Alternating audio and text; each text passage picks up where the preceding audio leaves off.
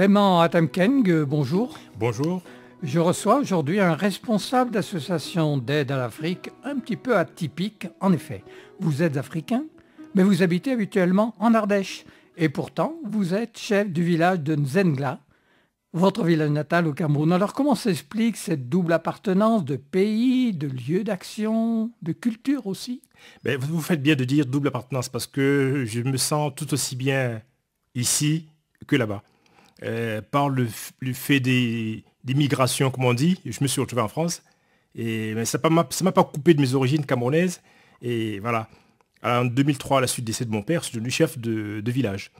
Et je retourne régulièrement dans ce village. Et notre préoccupation, c'est quand même de régler un minimum de problèmes. C'est pour ça que notre association est assez atypique d'avoir ici en France comme président camerounais et qui soit en même temps président d'une association ici en France et chef de village là-bas.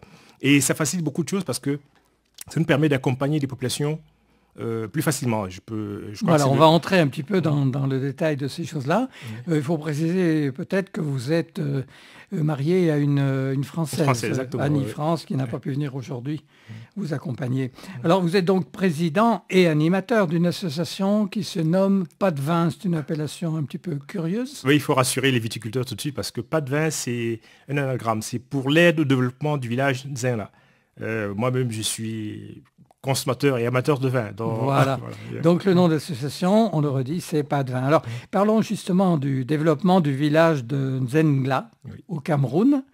Et en parcourant le dépliant que vous m'avez fait passer, je vois que vous soutenez l'agriculture, vous développez les infrastructures, mais aussi l'enseignement, l'alphabétisation, l'informatique et j'en passe. Alors on va évidemment pas passer tout en vue, mais j'ai envie de vous demander, de toutes ces actions, qu'est-ce qui vous tient le plus à cœur aujourd'hui? C'est vrai que la pauvreté n'est pas une fatalité.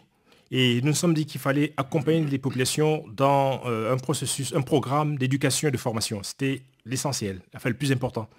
Accompagner les populations dans l'éducation et la formation des enfants surtout, c'est ne pas oublier les parents qui devraient être les responsables de ce programme-là. Donc, on s'est dit, si on scolarise les enfants, payons des salaires des enseignants, il ne faut pas non plus rendre des populations indigentes.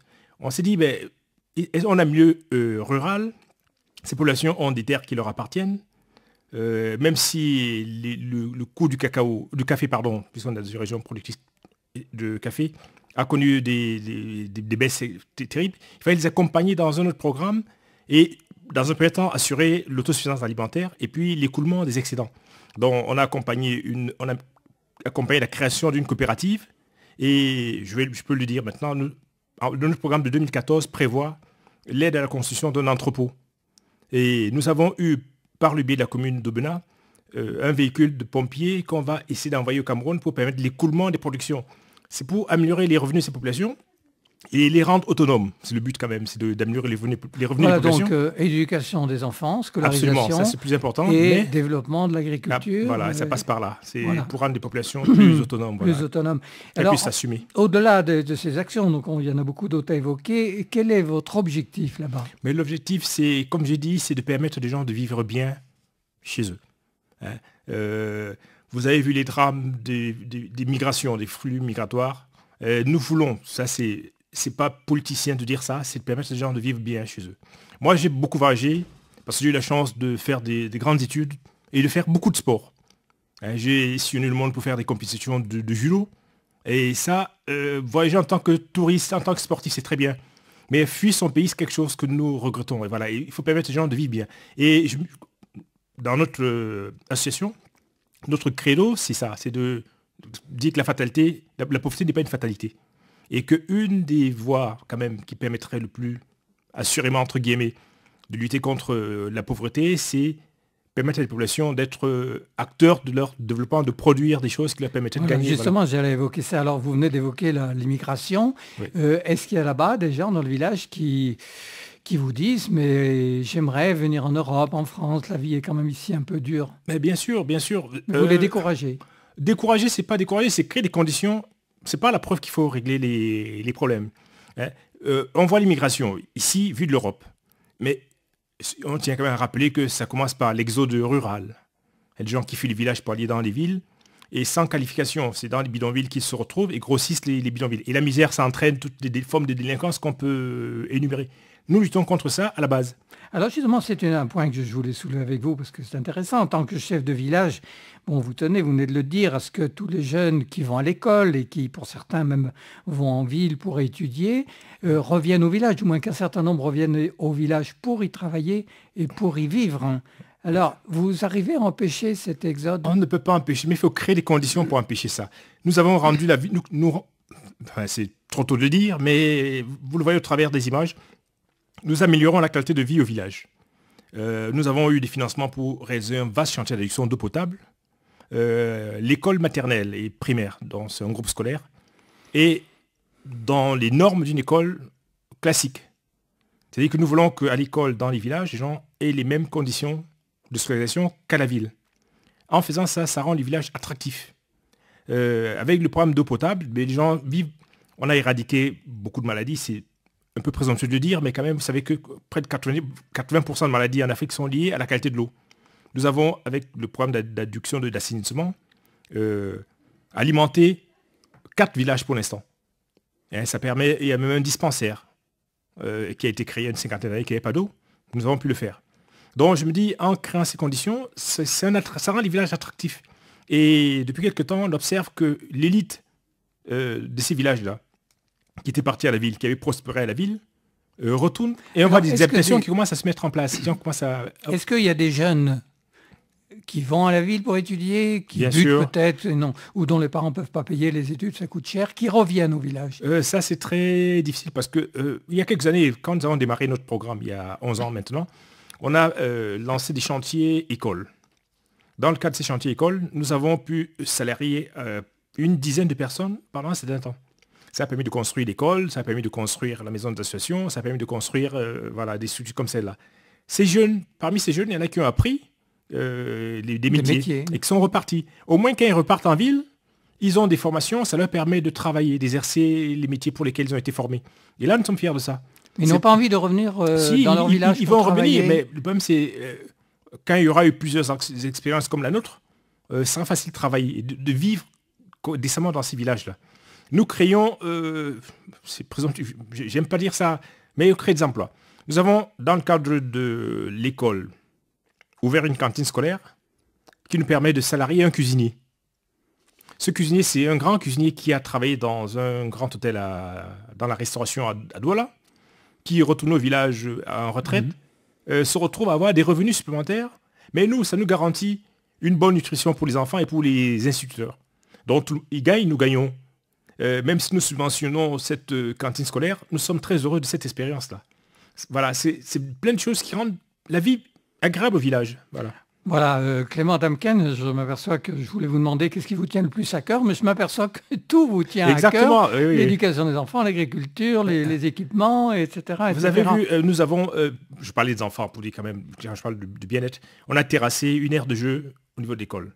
C'est une aire de jeu pour les enfants de l'école du village, mais c'est également pour les adultes vivant dans le village. Nous avons même des femmes, parce qu'à côté de ça, vous le savez très bien, il y a un programme d'alphabétisation. Des femmes qui ne sont pas là à l'école. Dans le cadre de la coopérative, il faut bien qu'elles puissent quand même lire un certain nombre de choses, faire des calculs.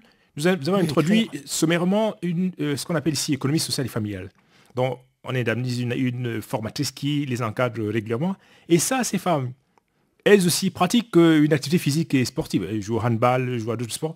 Donc, en améliorant cette aire de jeu, on dynamise la vie sociale, tout simplement. Sportive, culturelle, il y a plein de choses qui sont faites.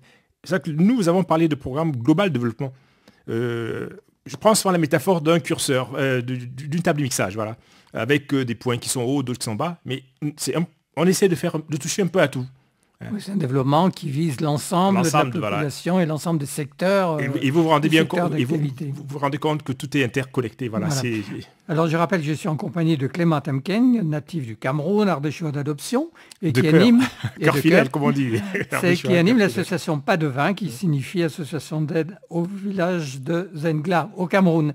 Alors Clément Tamken, vous allez au Cameroun 2 fois par an, je crois. Assez souvent, oui. Alors comment vous êtes accueilli dans votre village?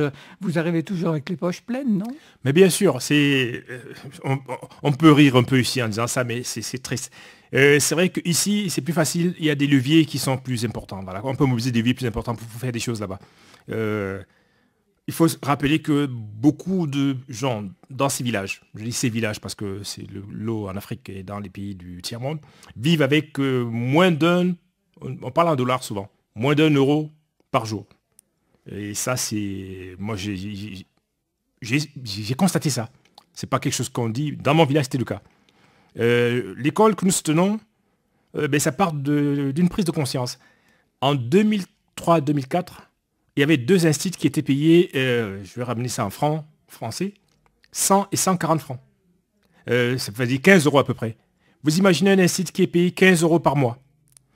Si c'est un homme, il est marié à une femme, c'est une femme, elle est mariée à un homme, et ils ont des enfants. Comment peut-on vivre avec des tels revenus? Nous avons pratiquement triplé ces revenus, nous allons les améliorer. C'est vous et votre association qui financez... En partie, c'est pas que nous, parce que... Une partie des salaires. L'État finance aussi. Non, pas l'État. C'était une école créée par des parents, c'est une école privée. Ah, d'accord. Donc, étant chef de village, comme j'ai dit tout à l'heure, c'est plus facile pour moi de mobiliser la communauté. Donc, la communauté paye une partie, et ici, nous trouvons de l'argent pour payer notre partie. Donc, voilà, c'est un peu la capacité qui est là. Voilà, alors, leur passe. Votre épouse Annie France, c'est son nom, qui est française, donc, vous aide. Elle vous accompagne au Cameroun aussi. Oui, souvent. Elle a un rôle particulier dans Elle est trésorière de notre association. Et quand elle va là-bas? Mais quand elle va là-bas, c'est pas qu'Annie France, parce que nous avons beaucoup de femmes dans l'association Pas de Vin qui sont mobilisées pour accompagner des femmes là-bas. Donc, elles nous accompagnent dans le programme dont on a parlé tout à l'heure, accompagner les femmes dans le domaine agricole. Pas en tant qu'experte, mais en apportant des moyens, voilà, surtout. Souvent financiers, un encouragement. Et puis, quand vous avez affaire des enfants, nous sommes parents et je crois qu'il y a cette grande sensibilité-là. Alors, Clément Atemken, nous arrivons au terme de cette émission, trop courte, beaucoup trop courte pour, il y a tellement de choses à dire, faire le tour. Si vous deviez quitter votre fonction de chef de village, pour une raison ou pour une autre, ne plus porter un peu à bout de bras tout ce qui se fait là-bas, qu'est-ce qui se passerait? Est-ce que tout s'arrête ou ça continuerait? Non, je pense pas que ça s'arrêterait parce que c'est une dynamique qui est enclenchée. Ça veut dire aussi que vous avez mis en place des responsables? Exactement. Au niveau du village, il y a... Vous avez organisé toutes ces populations? Au niveau des villages, il y a ce qu'on appelle les comités de développement. On a permis à ces comités de développement de prendre conscience de ce qu'on peut faire. Et aussi bien au Cameroun qu'en France, il y a des dispositifs qui existent et la coopérative, par exemple, on est en train de les aider à rentrer dans un dispositif camerounais d'aide à la production agricole. Donc voilà, je vois que vous avez vraiment pensé un développement global. Exactement. Ce dont on parle quelquefois, qui est, je suppose, un développement durable. Nous le souhaitons. J'ai reçu aujourd'hui Clément Atemken, qui est donc président et animateur de l'association Pas de Vin, qui signifie Association pour l'aide au village de Nzengla au Cameroun. Clément Atemken, je vous remercie. C'est moi qui vous remercie.